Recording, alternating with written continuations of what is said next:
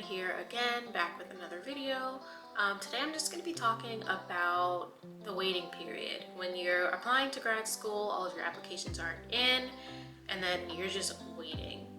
I applied to grad school 2 times, and I had very different experiences when I waited the first time than I did the second time. So I thought I would just share a little bit about my experience and what I learned from that first time, and how that kind of helped me the second time around.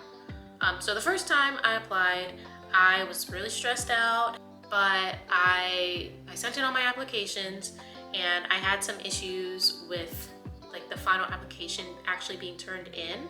So my waiting period actually started with me making sure that the programs I applied to got my materials. So once you have all of your essays and statements and CVs and all of that uploaded, I would just recommend checking on transcripts, especially if your institutions that you're sending from do it either by mail or through some online system. My undergraduate university does it electronically, but it's the name of the email address that it comes from was going into spam for a lot of the programs I was applying to. So I kept getting emails from schools we don't have your transcripts. I'm I sent them a month ago, but it was because they kept going to the spam folder. So if your school, if your universities send them electronically by email, I would definitely just make sure that all of the programs you're applying to have that. But once everything is actually uploaded and submitted and all the programs have your materials, just take a second and breathe. I don't think I did that. I did it sporadically. I didn't do it very well the first time. I spent a lot of time on some websites for grad students where some of them were freaking out and some of them were cool as a cucumber. I was freaking out, and I probably shouldn't have gone on those websites. I'm sure you can find which website. There's one specific one I'm thinking of.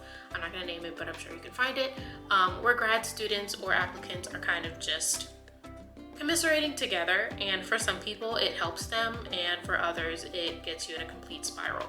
So I did not do that the second time around, but if that's something that you need to kind of keep your mind at ease, go for it. Look for those websites. They are helpful once you do have an offer of admission, because students in different regions or different cities will talk about oh, this is a good place to live, and oh, you should look for this, blah blah blah blah. But beforehand, not helpful for me. So just take a beat, celebrate the fact that you sent in those applications because you spent so much time working on them. So treat yourself to something, and obviously not something huge, but you can do a lot of different things. I probably had a drink or something, but celebrate the fact that you did send in those applications, because regardless of the outcome, you spent a lot of time on them, and you should definitely give yourself a pat on the back. And during that breathing period where you're just kind of waiting, if you are still in school, if you're in a graduate program or you're in undergrad, you're probably still in your fall semester. So as much as I hate to say focus on your work, try to put those applications out of your mind and just focus on the things that are in front of you right now, because you only have a few more weeks of the semester left, if that. So you don't want to get too distracted and just finish the semester that you are currently in. It's pretty important. If you're not in school, you can just find some things to do when you're not at work. Pick up some hobbies. I didn't really pick up a hobby, but the second time that I applied, I picked up crocheting again, which is something that I used to do kind of frequently with my mom, but we stopped a long time ago. And I think that year I made crocheted Christmas gifts, and it really took my mind off of my applications, which was really nice, and it gave me something to do, and it's something that I'm looking forward to do this winter break when I have some more downtime. Something else you can do while you're waiting is spend time with friends and family. Obviously right now we are in a pandemic, but if you are in between work or school, just doing more of the things that mean a lot to you. So whether that's, you know, these Zoom hangouts and happy hours with like your family or your friends, like that's cool, do that. I personally love to play Sims. That is something that I plan on doing when I have a little bit more time over this winter break. But the biggest thing during this waiting period is just like, honestly, it's this like distracting yourself, but also like not forgetting about it. You have to remember that you're eventually going to get maybe a phone call or an email or however this program will contact applicants. But you don't want to stay too bogged down in thinking about like, oh man, I should have done that, or oh no, when are you going to get back? It's very stressful once that is the only thing you're thinking about, especially if you are like in a school right now and you actually have a few weeks off.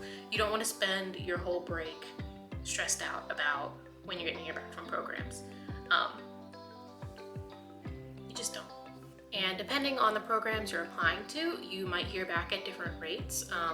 So some programs have like rolling deadlines where you could hear back literally at any point. Some on their website, which are really nice, they'll say, oh, check back in, you know, mid-January, end of January, February, we plan on sending out, you know, invitations. That's really nice because then you don't have to play a guessing game. But when you don't know when you're going to hear back, it can get a little stressful. So there will be different opinions on what you should do with following up with programs.